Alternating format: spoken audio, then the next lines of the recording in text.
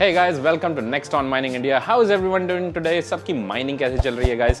आज हमने सोचा कि we'll do a little bit of an informative video, a little bit of an educational video कि कोई भी बंदा आज की तारीख में अगर S19 खरीदने जाता है या कोई भी ASIC माइनर खरीदने जाता है मार्केट में, इतने सारे ऑप्शन है, बंदा बोले यार मेरे को समझ में ही नहीं आ रहा मैं कौन सा मॉडल लूँ, इन सब में डिफरेंस क्या है?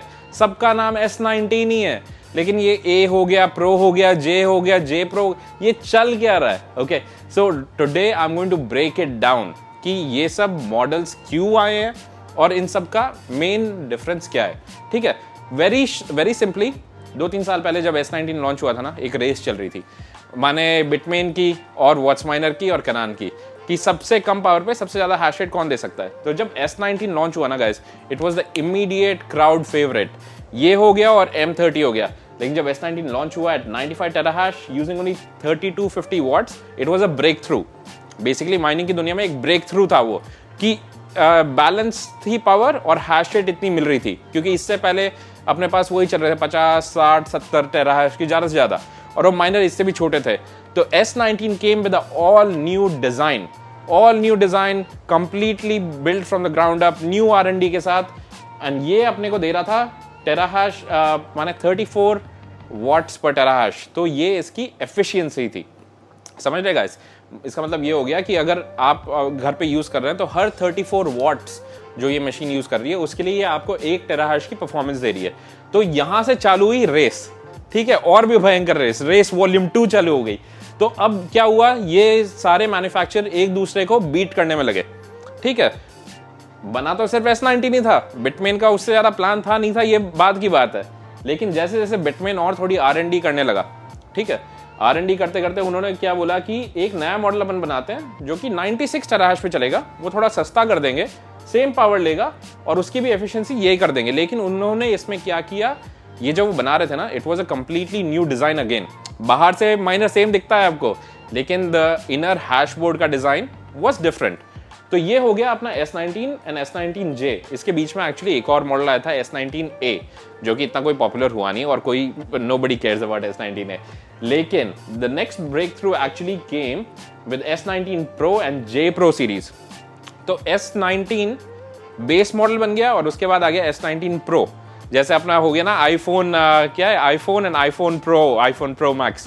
तो उतना डिफरेंस ये ले आए S19 Pro and J Pro के बीच में.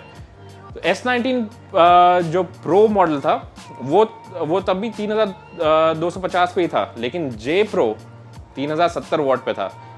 इनकी हैश रेट के हिसाब से अगर आप देखें ना, मेन मुद्दा है गाइस एफिशिएंसी 29.5 वॉट. अब आप ये माने कि 34 वर्सेस 29.5, 5.5 वॉट पर टेराहैश का डिफरेंस.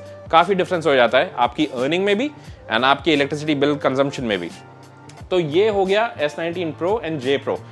अब इनके बाद क्या हुआ, इनके बाद एक्चुअली बिटमेन ने एक मारा सिक्सर. सचिन तेंदुलकर बन के आए, एक सिक्सर मारा and they came out with the hash rate king, efficiency king in the world of air cooled miners. उन्होंने सीधा जंप मारा यहां से यहां पे. S19 XP मॉडल 141 टेराहैश, बट वो यूज करा था सिर्फ 3000 वॉट गाइस. अब आप ये मानो आपका 95 टेराहैश 3250 ले रहा है, लेकिन 140 टेराहैश आप निकाल पा रहे हो सिर्फ 3000 वॉट पे. That is a massive difference. लेकिन ये तभी पॉसिबल हुआ था जब उन्होंने वापस से ग्राउंड अप से नई चिप्स यूज करी, नया डिजाइन किया, तब जाके ये पॉसिबल हुआ. लेकिन ये करने से एक दिक्कत ये हुई थी गाइस कि it was not very pocket friendly. ठीक है, अगर S19 उस टाइम पे 8 लाख का बिक रहा था या मान लो 5 लाख का बिक रहा था, तो XP 10 लाख का बिक रहा था, डबल. लेकिन डबल परफॉर्मेंस नहीं थी. उन्होंने क्या किया, they were fighting for efficiency. XP को लॉन्च हुए हो गए तकरीबन 2 साल, S19 को 3 साल, S19 XP को 2 साल. इन बीच में भी R&D चालू थी. वॉट्स माइनर ने क्या किया, आपने M50 सीरीज निकाले, M50, M50S, M50S++, पता नहीं वो कितने प्लस लगाते हैं एक तो वॉच माइनर वाले. तो उन्होंने R&D करते करते वो ले आए 120 तक, और बिटमेन भी अपना R&D कर रहा है.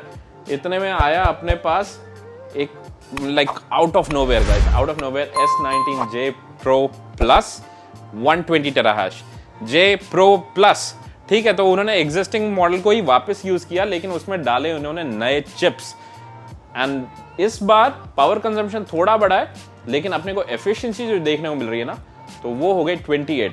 तो लिटरली पता है क्या हुआ गाइस, ये जो प्रो मॉडल थे, जे प्रो मॉडल थे, इनको जे प्रो प्लस ने सुपरसीड कर दिया। एक तरह से ये अगला मॉडल बन के आ गया, तो इनकी डिमांड हो गई कम।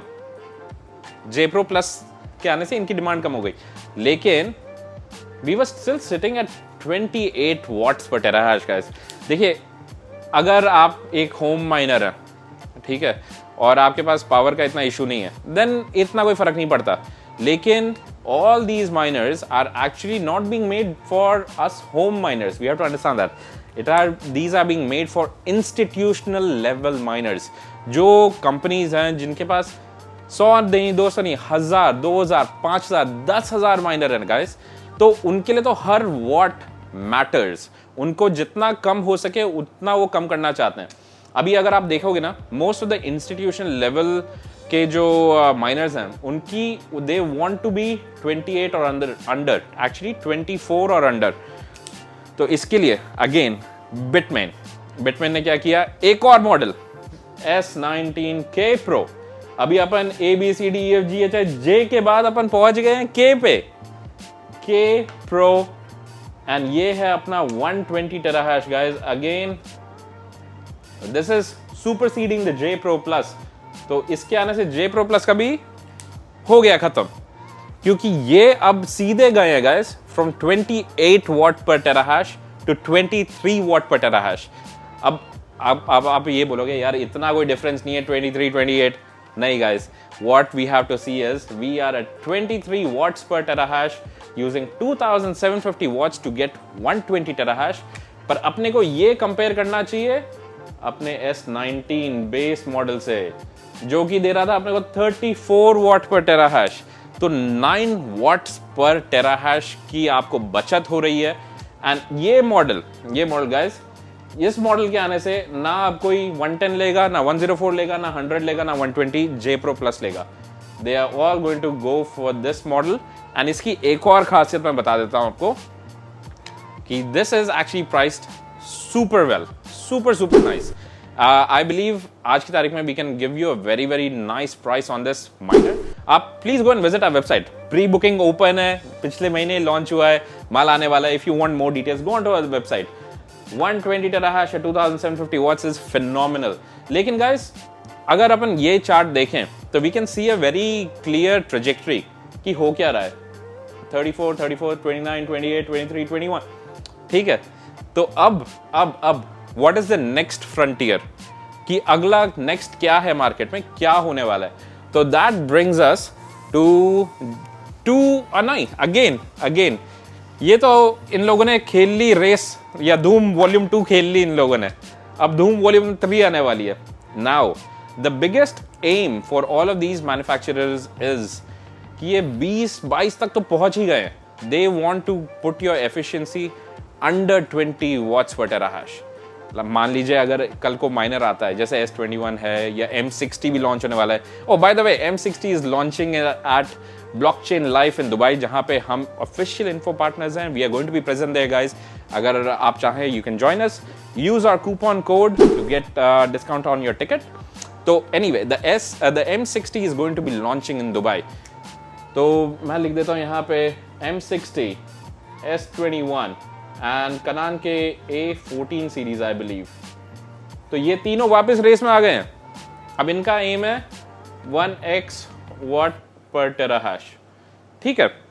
तो that is going to be the next thing in the next, मेरे को लगता है 6 से 8 महीने लगेंगे ये सब माल को मार्केट में आने के लिए। लेकिन आज की तारीख में अगर अपन देखें,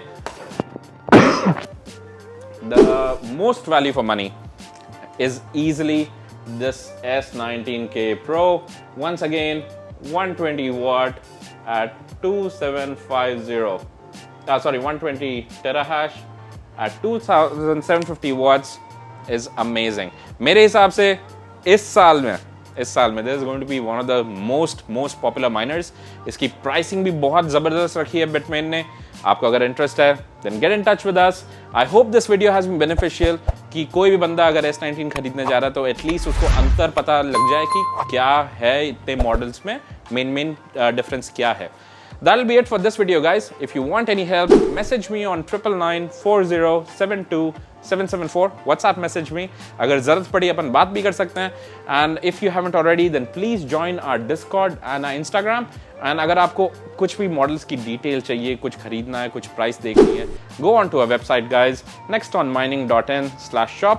That'll be it for this video, guys. We'll see you again for the next one. Join us for our Sunday live session. See you then.